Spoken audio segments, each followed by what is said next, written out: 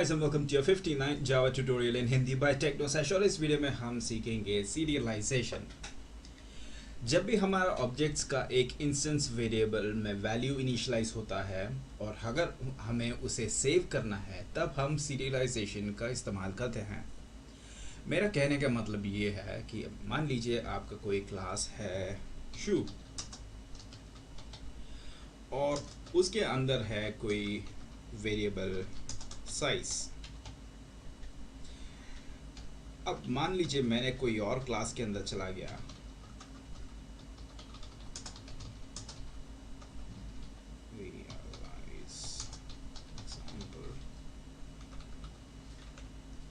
और इसको मैं कॉपी कर देता हूँ फ्यूचर रेफरेंस के लिए। और इसके अंदर मैंने एक मेन मेथड बना दिया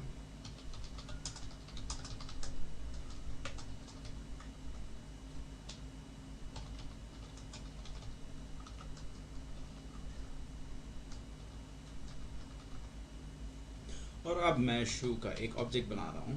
इसका रेफरेंस का नाम होगा S1। ठीक है, अब देखिए मैं इसका एक कंस्ट्रक्टर भी बना देता हूँ ताकि हमारा काम जो है थोड़ी बहुत पूरी हो जाए। और ये एक इंट s लेगा और मेरा साइज जो है उसको मैं इनिशियलाइज करूँगा s के साथ। तो जब भी मैं शू के अंदर जाके कोई वैल्यू डाल दूँगा तब मतलब ऑब्जेक्ट जब बन जाएगा तब इसका इंस्टेंस वेरिएबल साइज जो है इनिशियलाइज होगा कोई वैल्यू के साथ जो इस वक्त है 10 और मैं इसका डिफ़ॉल्ट वैल्यू जो है इसको 0 रख देता हूँ। ज़रूरत नहीं था पर मैंने कर दिया। अब देखिए एक एक चीज़ करके हम सबसे पहले समझते हैं, थोड़ा सा आगे बढ़ेंगे फिर मैं पीछे आ जाऊंगा। ठीक है, तो सबसे पहले मैं इस क्लास को इम्प्लीमेंट्स कराऊंगा सीरियलाइजेबल इंटरफेस के साथ ताकि जब भी इसका कोई ऑब्जेक्ट बने बाद में या अभी तब वो सीरियलाइज्ड हो। देखिए ऐसे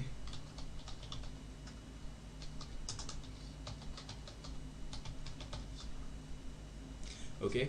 अब मेरा शू का जब भी ऑब्जेक्ट बनेगा, जैसे अभी यहाँ पे बन रही है S1 जो है बन रही है, तब ये जो है एक सीरियलाइज्ड ऑब्जेक्ट है।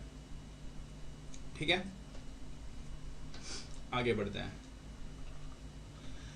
अब मैंने खास इसमें कोई देखिए सीरियलाइजेबल इंटरफेस के अंदर कोई मेथड्स नहीं है, इसलिए मुझे उसको इम्प्लीमेंट करने की पहली बात ज़रूरत नहीं पड़ती और मेरा पूरा काम जो है अब इस ट्राई एंड कैच ब्लॉक के अंदर होगा जो होगा सीरियलाइजेशन का सारा काम। देखिए सीरियलाइजेशन करने के लिए हमें दो क्लासेस की ज़रूरत पड़ती है और वो है फाइल आउटपुट स्ट्रीम, जिससे मैं एक नया .ser फाइल के अंदर मेरा सीरियलाइज्ड वेरिएबल को का वैल्यूज़ को जो है स्टोर कराऊंगा। और दूसरी बात होगी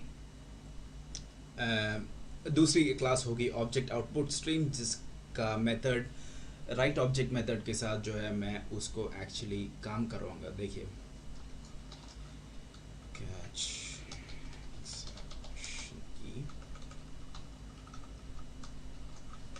ई डॉट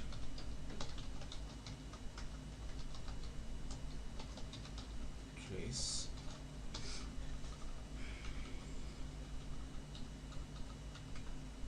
ओके।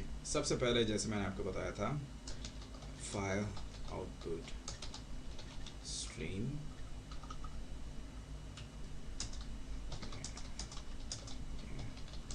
इसको मैं एक लाइन पे भी कर सकता था पर आपके समझने की आसानी के लिए मैं इसको ऐसे कर रहा हूँ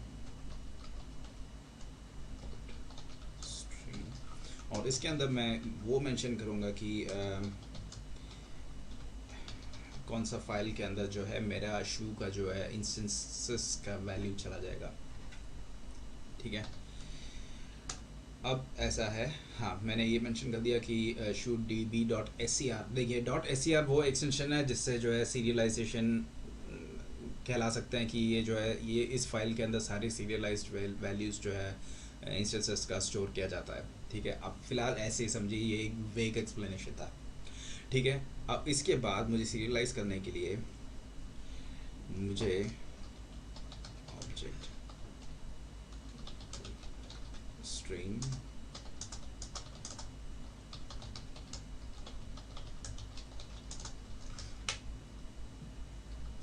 FOS और हाँ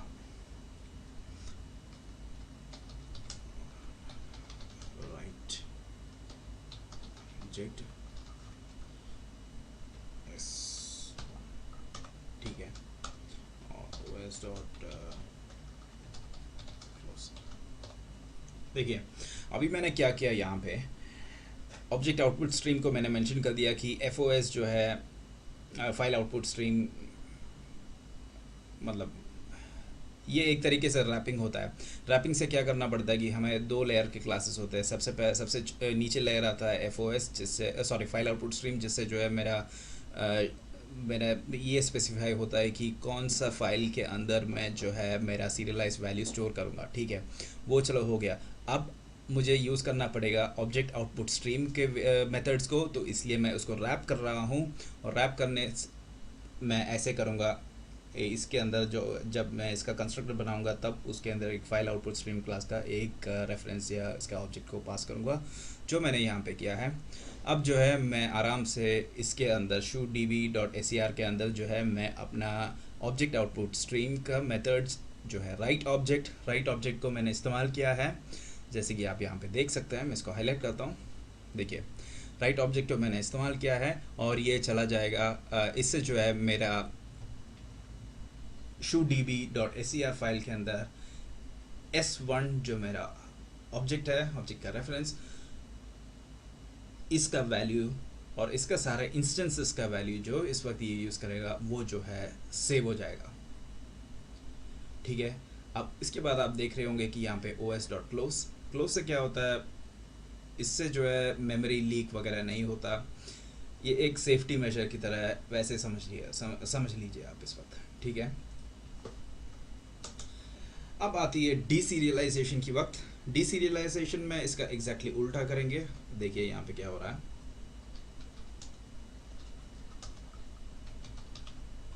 जैसे कि मैंने थोड़े पहले किया था, पहले काम करूँगा, उसके बाद आपको एक्सप्लेनेशन दूंगा।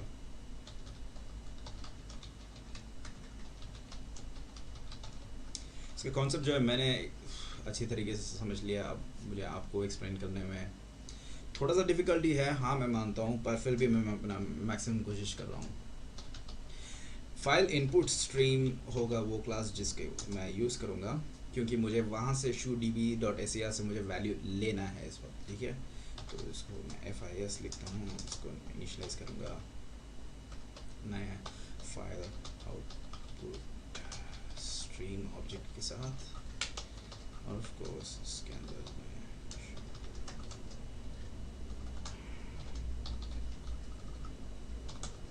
ठीक है वो हो गया। इस बार मैं ऑब्जेक्ट इनपुट स्ट्रीम यूज़ करूँगा।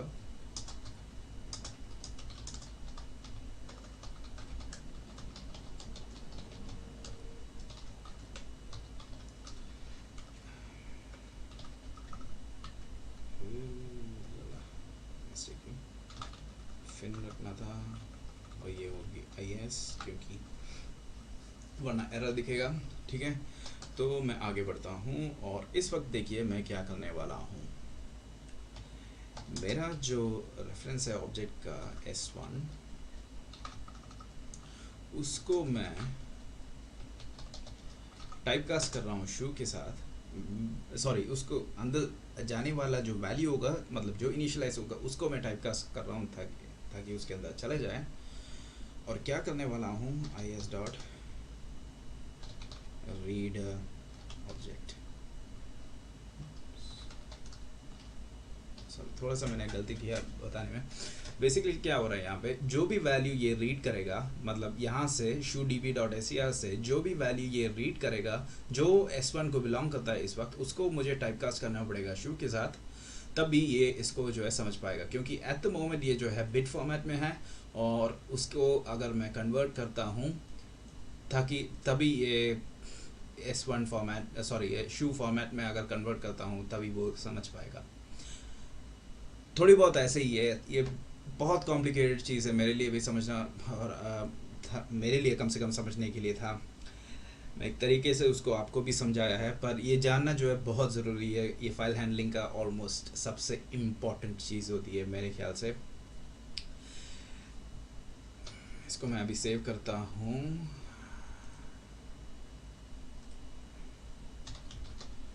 वीडियो 8, ठीक है, और इसका नाम क्या होगा, सीरियलाइज एग्जाम्पल। एक्चुअली इसको मैं अगर मैं कर पाऊँगा, हाँ कर पाया, लिनक्स की जादू डॉट जावा। ठीक है, मैंने इसको सेव किया, पहले करता देता तो मेरे लिए और भी आसान हो कलर कोडिंग के साथ।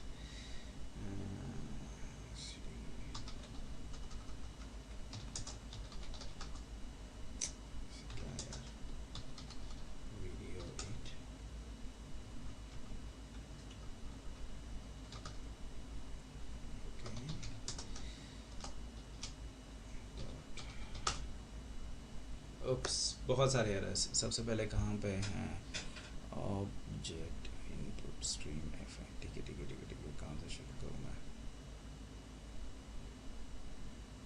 कहाँ से क्योंकि 99% ये टाइपिंग मिस्टेक ही होनी चाहिए। इसको मैं क्लोज कर दोबारा मैं डालने लेता हूँ।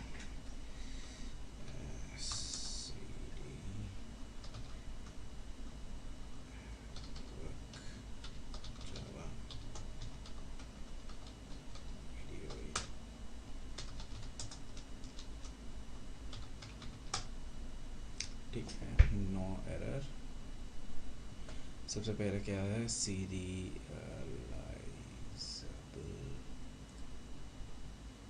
इसका स्पेलिंग क्या है, इसको मैं पॉज करके सारा एरर क्लियर करके अभी आता हुआ। सबसे बड़ा गलती मैंने क्या किया था, मैंने import Java dot higher dot star नहीं किया। आप देखता हूँ सिर्फ एक ही एरर, और वो क्या है, file input stream F I knew file. ठीक है ठीक है,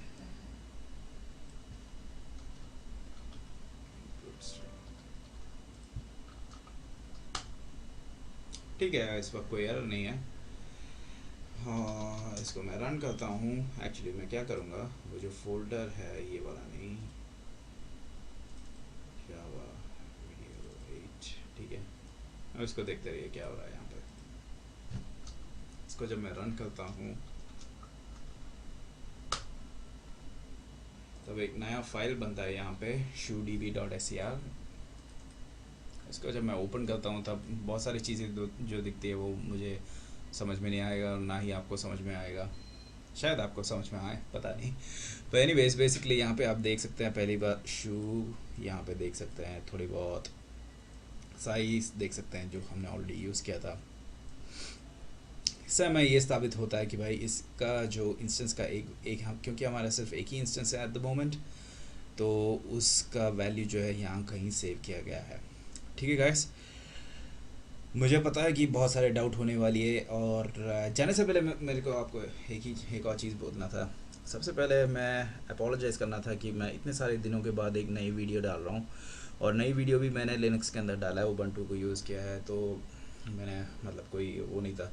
जो भी मैंने इस वीडियो में किया है वो आपको जो है दिखाई देनी चाहिए, मतलब जो भी आप स्टेप्स फॉलो करेंगे विंडोज़ में भी एक सही होगा, क्योंकि जावा तो आप कोई सभी ओएस में यूज़ कर सकते हैं।